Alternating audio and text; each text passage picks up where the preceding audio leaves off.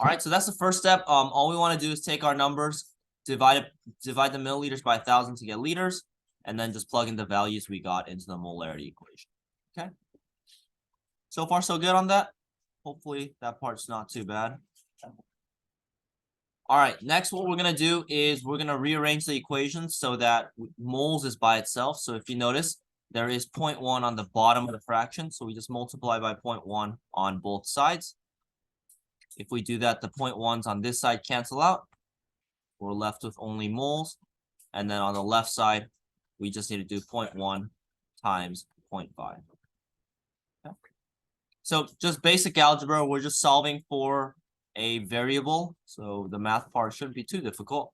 And then we just do 0.1 times 0.5. God bless you. And so you will get 0.05 moles of our compound. Okay. So I'll pause right there before we get into the final step where we have to convert from moles to grams.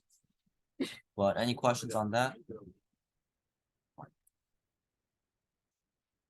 Okay, so let's get into the last step. So the last step is we need to turn moles into grams. And so if you guys remember from the past 2 units, when we go from grams to moles or anything reverse, we always use the molar mass. So we have to find the molar mass of our compound right here in order to convert, okay? Okay, so let's start with the carbon. So if you guys take a look at carbon on the periodic table, you'll notice that it's 12. So we multiply that by 6, since there's 6 of them. And then hydrogen is 1, and we multiply that by 6. And if we put them all together, that'll be our molar mass. Okay. If I'm going a little too fast, please tell me to slow down. I'm just kind of rushing through it since I'm assuming you guys are comfortable with molar mass now. Okay. Okay, and that should give you 78 grams per mole. That allows us to set up our fraction. We're trying to get rid of moles, right? So we put moles on the bottom and grams on top. So we put 78 on top, 1 on the bottom, and that will allow us to solve. Okay, so we just do 0.05 times 78. And our final answer will be 39 grams of C6H6. And there you go. That is our final answer.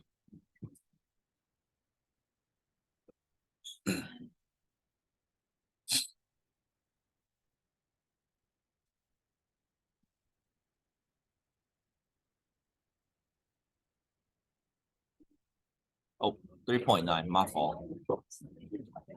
Yeah, sorry, forgot the decimal point. My bad, my bad. 3.9. This is the correct answer.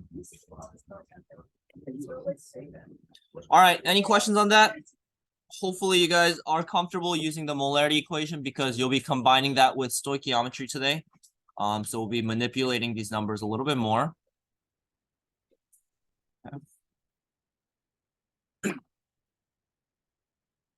Alrighty, so while you guys finish copying that down, just a couple things about what's coming up. We'll be doing our first lab for this unit next Thursday. So we'll be doing stoichiometry today. On Tuesday, we'll be doing we'll practice it one more time, just to make sure we're all on the right track. And then on Thursday, we'll start doing our first lab with solution, okay? All right, so the reason why we're going to be combining this with stoichiometry is, if you guys remember, stoichiometry is calculating how much of a product we'll get when we combine our reactants, right? Now, if you guys kind of look at the system that we're talking about right here, basically what it's saying is that we have a container, and it's going to be 100 milliliters of your solution. And inside the 100 milliliters, you have 3.9 grams of C6H6. That's basically what all these calculations are telling us. You're just dissolving 3.9 grams of this in 100 milliliters. Now, what we're going to be doing is, instead of like solid chemicals that we're going to be working with, we're going to be reacting liquids, and sometimes we'll be putting solids into the liquids, or we'll be taking 2 liquids and mixing them together, and then we'll be producing a chemical using that kind of reaction, okay? And that's why we're able to combine this with stoichiometry. So let's jump straight into a practice problem. Now, if you guys take a look at the steps, it's basically the same thing as what we did for regular stoichiometry, right? The only difference is this one right here, okay? And I want you guys to write down this third step. You guys don't need to number them. But this is the key for starting our calculations, okay? This is how we start our calculations for solution stoichiometry.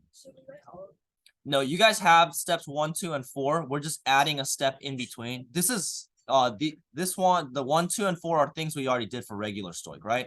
Balance the equation, find the starting and ending chemical, and then do the fraction stuff, the dimensional analysis. So there's nothing really new. We're just using molarity to begin our dimensional analysis. Okay, so just make sure you jot down step 3. We're going to be using molarity to find the moles of the starting chemical. Okay, so if you guys remember regular stoichiometry, we start with grams, right? We do grams, moles, grams. But for this one, we're going to start with moles. Okay, so just make sure you jot down step number 3.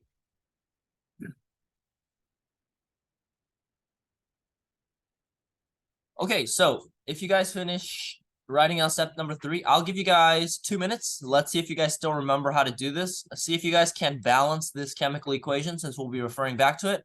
And then 2 minutes, we'll double check, make sure we all got the right one. And then we will start or finish up the rest of the problem together. Okay, so take 2 minutes to balance the chemical equation. Let's see if you guys remember how to do that. Okay, so I'm just going to give you guys the answer for the balancing because hopefully this should be pretty easy by now. You just need a 3 and a 2 right here, okay? If you put a 1 here, that's fine too, but you don't really need to, okay? All right, so that's step number 1. Now all we got to do is move on to step number 2. We are going to figure out the starting and ending chemicals. So if you take a look at this problem, a lot more numbers to work with, but we just need to go through it carefully, okay? So it's asking, suppose that 100 milliliter sample of a 0.5 molarity N2 solution reacts with excess H2. So we can always ignore the excess. So that means we're not going to be looking at hydrogen at all in this problem. So we can ignore hydrogen. Okay, all we needed is for the balancing. Okay, so now we can basically figure out what our starting and ending chemicals are. Okay, the problem is asking how many grams of NH3 will be produced. Whatever you're trying to find is your ending point, right? So that means your ending point is going to be NH3. And if you take a look at the question, you get some numbers for N2. So that means your starting value is going to be N2. Okay. So we're starting with N2, and then we're going to end up with NH3. Okay, so for your final answer, you should get grams of NH3. Okay, so now we can move on to step 3, and we're going to use molarity to find the moles of our starting chemical. So if you take a look at the beginning of the problem, these values are all talking about our N2 solution, right? We can see that N2, our solution of N2 is going to be 100 milliliters. So it has a volume of 100 milliliters, and it has a molarity of 0.5 molarity, okay? So I'm going to give you guys 1 minute. See if you guys can use these values to find the moles of our starting chemical. Okay. So I'll give you guys 1 minute to find the moles of our starting chemical. And the numbers that you need are right here.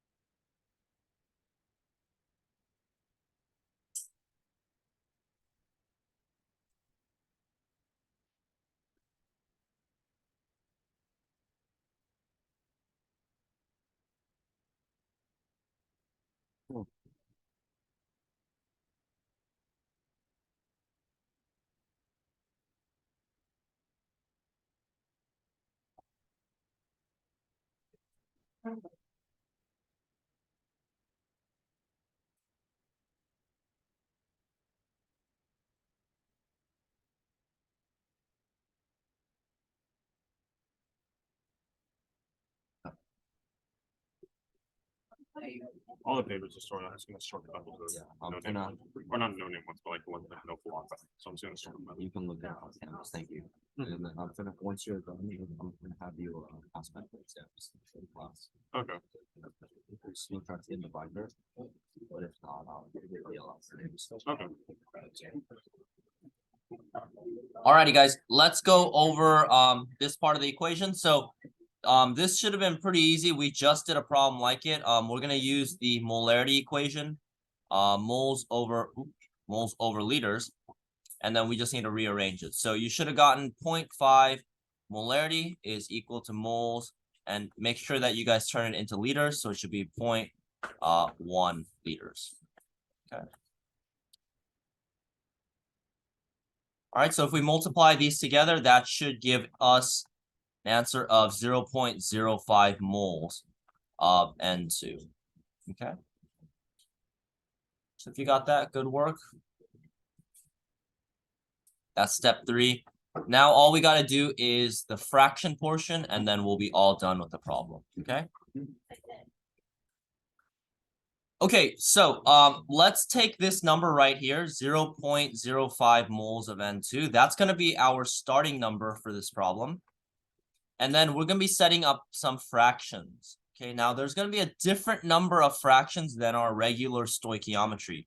And it's because originally we started with grams, and then we turned it into moles, then grams. But we skip a step here. We already have moles, so we just need to turn it into moles and then grams. So we're going to have 2 fractions that we're working with.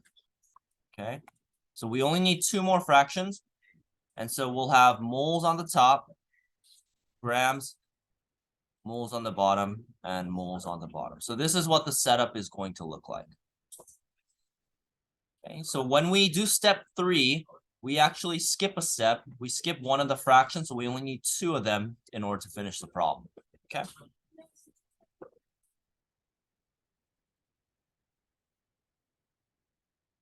0.5 times 0.1. Because we need to isolate the moles. So we did 0.5 times 0.1. Yeah. See it? Of course. Okay, guys, so let's try to plug in the numbers for this problem. So let's see if you guys remember some of the more minute details of stoichiometry. If you have moles and moles on the same fraction, does anyone remember where you get the numbers from? Yeah, the balanced equation. Good. Okay, so for this fraction, we're going to get the numbers from the balanced equation. Okay. All right. So we need to figure out what chemical goes on the top and what goes on the bottom. Now, we're trying to get rid of N2. So where should we put N2 on this fraction? Yeah, the bottom. Exactly. And then we're trying to turn it into NH3. So we put NH3 on the top.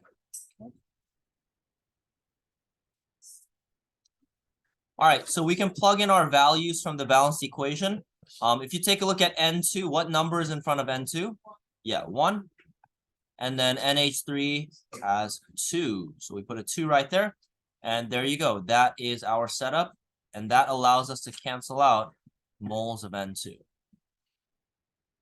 Okay, so if you guys notice from here, it's basically the same thing in regular stoichiometry. We just removed that first fraction. Okay, and then the last fraction, we got grams and moles on the same fraction. Where do we get the numbers for that? Molar mass, good. Okay. And since we're trying to get rid of NH3 and find NH3, we're going to be using the molar mass of NH3, okay? So this is the last part of the question. I am going to give you guys 1 minute, see if you guys can find the molar mass of NH3. You're going to need your periodic table, and then see if you guys can solve the whole thing out on your own. Okay, that's the equation, and then whatever you get from this equation is going to be your final answer. Okay, so take a minute to find molar mass of NH3 and to solve the problem. Okay. All right, so molar mass of NH3, you got nitrogen and 3 hydrogens. Nitrogen is 14, hydrogen is 1 each, so that should be 3. That gives you a total molar mass of 17 grams per mole. So you should put 17 on the top, 1 on the bottom, cancel out moles, and there you go. You got your setup. Okay, all we got to do is plug it into our calculator now. So 0.05 times 2 times 17. And for your final answer, you should get 1.7. Okay, so your final answer is 1.7 grams of NH3. Okay. Yes. So for the math part, we're going to start with the starting number, 0.05, right here. There's a 2 on the top, so we multiply that by 2. That gives us 0.1. And then there's a 17 on the top. So we multiply it by 17 and that gives us 1.7. Okay, so just keep in mind, multiply everything on the top, divide by everything on the bottom, and that will give you your final answer. Okay. So I'm not going to make you guys write the sentences, but basically what this is telling us is if you mix 100 milliliters of a 0.5 molarity N2 solution, and you mix that with excess H2, that's going to give you 1.7 grams of NH3. That is what you are producing. Okay. Alrighty, guys. So I will give you guys the rest of the class period to work on your assignment. It's posted on Canvas. And as my gift to you for the weekend, it's only 3 questions, so it shouldn't be too bad. I got the answer. Keep going, check the answers. But good luck and let me know if you guys need any help. Thank you, Mr. Of course. Happy Thanksgiving.